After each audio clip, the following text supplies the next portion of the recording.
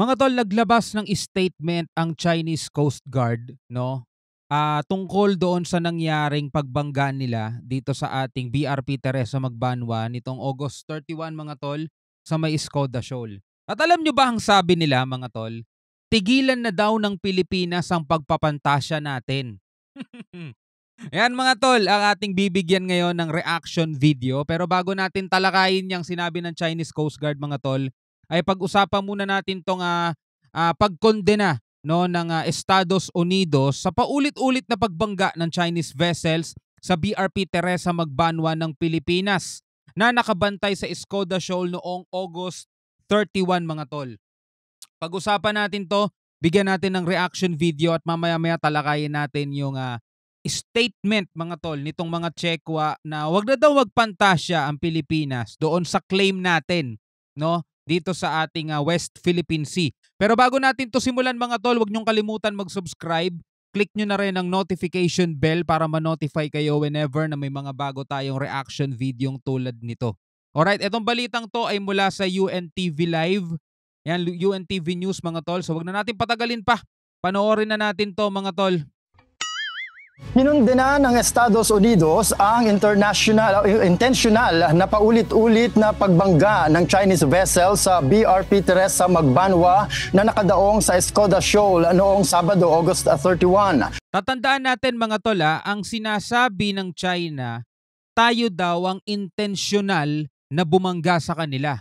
Kahit nakitang-kita naman sa video at maliwanag pa sa sikat ng araw mga tol, kung paano nila tayo binangga, inikutan, binangga ulit at sa may tagiliran binangga ulit na nagdulot mga tol ng butas no sa BRP Teresa Magbanwa. Actually, bugbog na mga tol yung mga barko natin.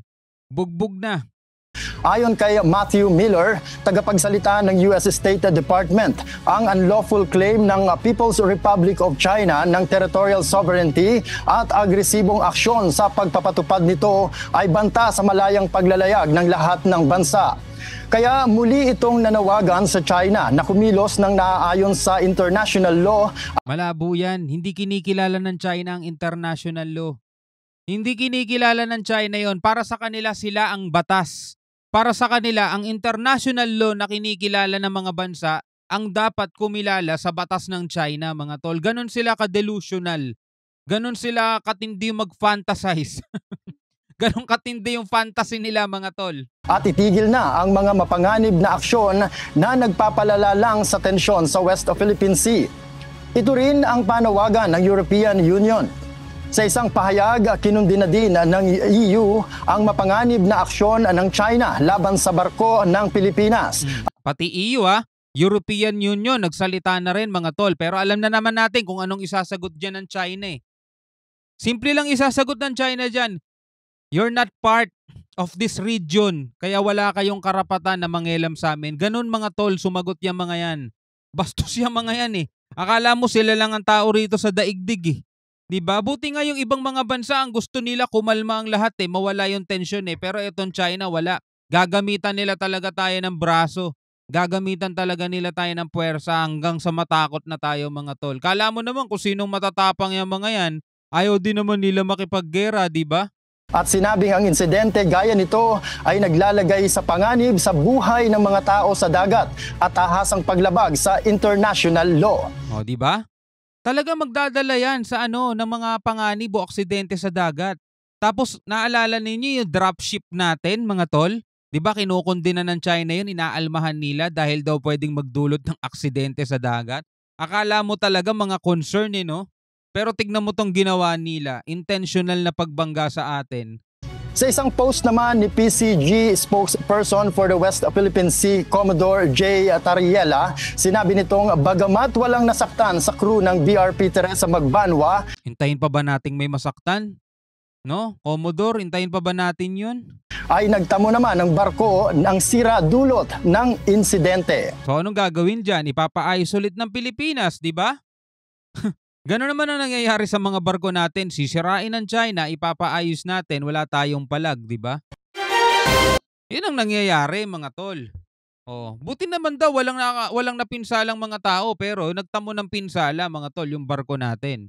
'Di ba? So eto, Pag-usapan ngayon natin 'to, ayan mula 'to sa South China Morning Post mga tol. Ito ay, ah, alam ko pag-aari ng China 'to, CCTV mga tol, 'yan CCTV. A Chinese Coast Guard statement was aired by state broadcaster CCTV o yung, South China Morning Post mga tol. Panoorin natin. 责任完全在 The entire responsibility lies with the Philippine side. Tayo ang sinisisi nila mga tol. Tayo daw ang may kasalanan. Ayan, the entire responsibility lies with the Philippine side. Sila yung mangbabangga, sila yung mananakit, 'di ba? Sila yung magdudulot ng pinsala sa atin, pero tayo ang may kasalanan para sa side nila. 非方。我们再次正告菲方， We once again, di man natin naiintindihan yung sinasabi niya kaya basahin na lang natin. We once again warn the Philippines, give up your fantasy and retreat immediately. Di ba? Muli, binabalaan namin ang Pilipinas na tigilan nyo na ang pagpa-fantasy nyo at umatras na kayo agad o alisin nyo na agad yung barko nyo dyan sa West Philippine Sea o dyan sa Escoda Shoal. Yun ang sinasabi nila mga tol. Yan, give up your fantasy. Sino ba nagpa-fantasy dito mga tol? Diba? Unang-una, ang sabi ng UNCLOS, kung natatandaan nila dahil nakapirma naman sila doon, ang Pilipinas ay merong 200 nautical miles exclusive economic zone. At kung naiintindihan nila ang meaning ng exclusive economic zone, eksklusibo yun sa Pilipinas. Diba? Kapag sa larangang pang ekonomiya, mga isda, mga lamang dagat, diba?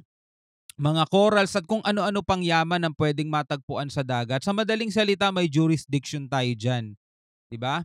Sabi ng international law, pahupain ang tensyon, iwasan ang mga bagay na maaaring magdulot ng banggaan. Tanong, sino ang nagdudulot ng mga banggaan dito? Etong mamang to na kinakampihan yung bansa nila. Siyempre, bansa nila yun eh. Sila. Mga Chinese, mga tol, sila yung nagdudulot ng ganyan. Sila yung nananakit, sila yung nangwa-water cannon. Sila yung nagdudulot ng tensyon, mga tol. Diba? Ang sabi dun sa dahig, sa Court of Arbitration. In-arbitrate natin to diba? Pilipinas ang nanalo, mga tol. Meron tayong arbitral ruling. Tanong, tinanggap ba nila? Na-reject nila Bakit? Hindi nila matanggap, mga tol, na talo sila. Walang basihan yung claim nila. Kasi yung 9-dash line nila, inimbento lang nila yon mga tol. Sino ngayon ang nagpa-fantasize dito?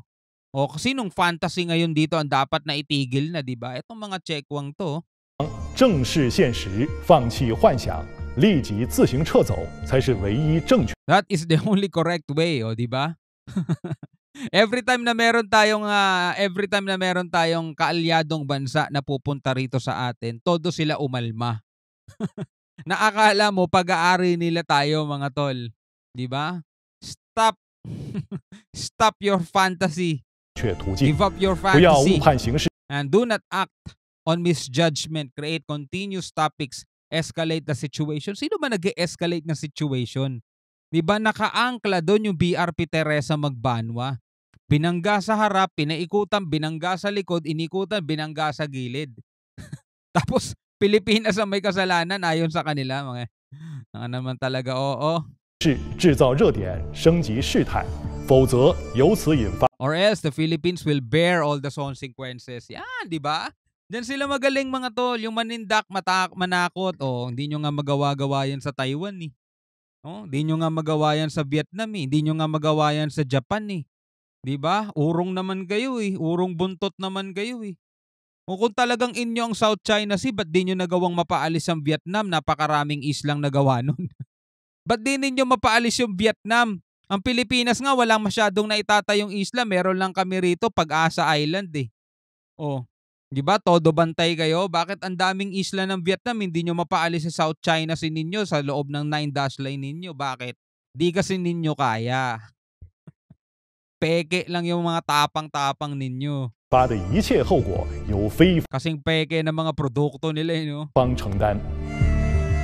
Ayan, ito na, nagsalita yung the European Union. Has blamed China for the series of flare-ups in the South China Sea. And ang ina-expect natin, mga tol, sasabihin lang naman nila, wala kayong rito, wala kayong pakialam dito, hindi kayo taga rito. Ganun naman ang laging sagot nila eh.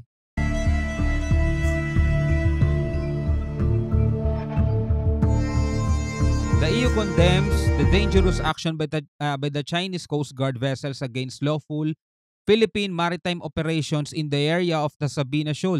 Lawful talaga kasi naayon sa batas yun sa atin mga tol. Meron tayong mga pinanghahawakan. 'Di ba? Sa UNCLOS pa lang tayo na agad ang panalo tapos meron pa tayong arbitral ruling. Talaga walang laban ng China diyan kung tutuusin.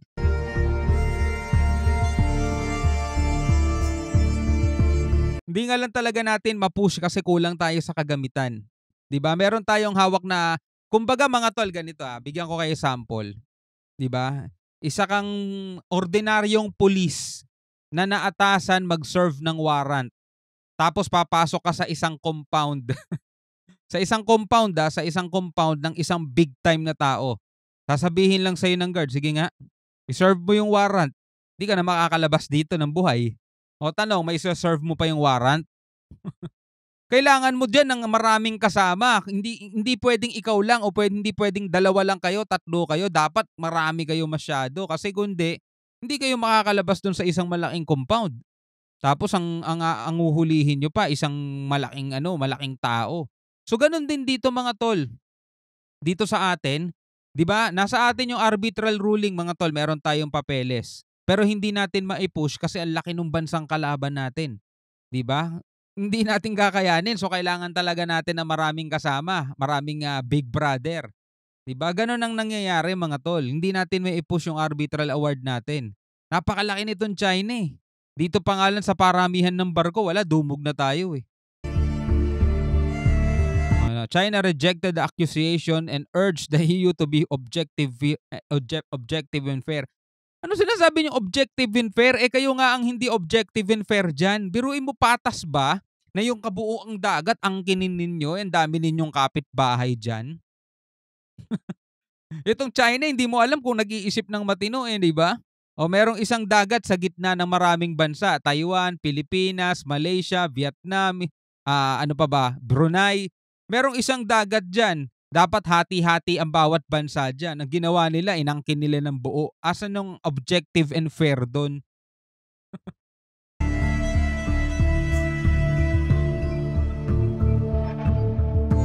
The European Union is not a party. Sabi sa inyo Yan na naman ang sasabihin nila Is not a party to the South China Sea issue and has no right to point fingers on the issue. Sino ba ituturo? Kayo lang naman ang laging pasimuno ng gulo rito.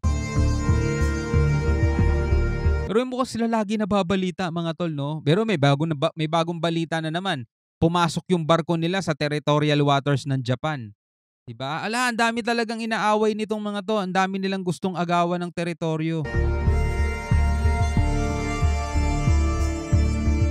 China claims sovereignty over nearly entire South China Sea, diba? Mismong kanila galing mga tol Yan South China Morning Post. China claims sovereignty over nearly the entire South China Sea. Diba? Mga tol, kung titignan mo yung mapa, sige, tignan natin yung mapa yan mga tol, tignan naman natin. Ito yung China. Yan ang China. Ito yung mga bansa, Vietnam. Vietnam, Malaysia, Taiwan.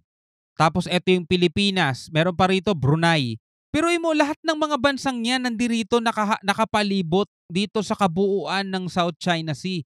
Ito yung 9 line nila, itong pulang yan. Itong pulang yan. Pero mo angkinin nila yung buong yan. Sinong may katinuan sa isipang papayag dyan mga tol? Paano tong Vietnam? Diba? Paano tong Pilipinas? Paano tong Brunei? Paano yung iba pang bansa na nandiyan dyan? Ito Malaysia. Buti nga Malaysia, meron pang space na natira Pero mo tingnan mo yung inangkin nila. Ito Taiwan Nasa loob na rin sila mismo. At pati yung mismo bansa nila inaangkin ng China. Di ba? Sabihin nga sa atin ng China mga tol kung ano pinagbabasehan nila diyan. Inimbento lang nila yan, nagsimula yan. 1947 mga tol, 11 dash line yan. Di ba? 1952 ginawa nilang 9 dash line. Tapos 2023 tama ba? 2023 ginawa nilang 10 dash line. Pero mo pabago-bago sila mga tol kung ano maisipan nila, di ba? Ganon sila katindi. Ganon katindi tong bansang to mga tol. Grabe, di ba? But several other countries in the region have competing claims to the waterway. Natural!